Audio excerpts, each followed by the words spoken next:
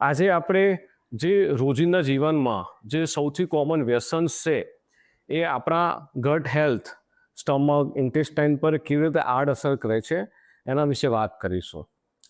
પહેલું alcohol. Alcohol basically જે તે લે છે એ વ્યક્તિ શોર્ટ ટર્મ એના નશા માટે લેતો હોય છે, બટ એની જે ઇફેક્ટ છે એ બોડી પર શોર્ટ ટર્મ અને લોંગ ટર્મ બંને રીતે થતી હોય છે. લોંગ ટર્મ ઇફેક્ટમાં વિશે આપણને બધાને ખબર હશે કે ભાઈ લીવર વીક કરે છે, લીવર બગાડી દે છે, લીવર પર કેન્સર કરે છે, સ્વાદુપિંડ પર કેન્સર કરે છે. પણ ખાલી એની એટલી ઇફેક્ટ નથી. પહેલાં એમ કહેવાતું કે તમે 10 વર્ષ સુધી દારૂ લો તો આપણું લીવર નબળું થાય, એવું નથી.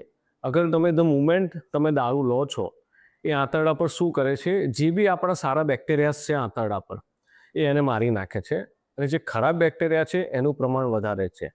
તો જે સારા બેક્ટેરિયા આપણા બોડી પર ઇફેક્ટ કરતા હતા, જે તત્વો બનાવતા હતા, એ બધી જ વસ્તુ ખોરવાઈ જાય છે અને બેડ બેક્ટેરિયા એ ગ્રો કરવાનું સ્ટાર્ટ કરે છે. એટલે પહેલી તમારી જે ડાયજેસ્ટિવ સિસ્ટમ છે એ બગડવા માંડે છે, અને બીજી વસ્તુ જે આપણે બોડીને સારા તત્વો મળતા હતા એ મળવાના બંધ થઈ જાય છે. એના લીધે એક ઇન્ફ્લેમેટરી કાસ્કેડ સ્ટાર્ટ થાય છે, જે ધીરે ધીરે ધીરે ધીરે શરીરના દરેક અંગો પર ઇફેક્ટ કરતું જાય છે, અને તમારી ડાયજેસ્ટિવ સિસ્ટમ એક ટાઈમ પર પછી બિલકુલ વીક પડી જાય છે. તો એવું કહેવાય કે દારૂ શું છે કે સ્લો સિસ્ટમિક પોઈઝન છે.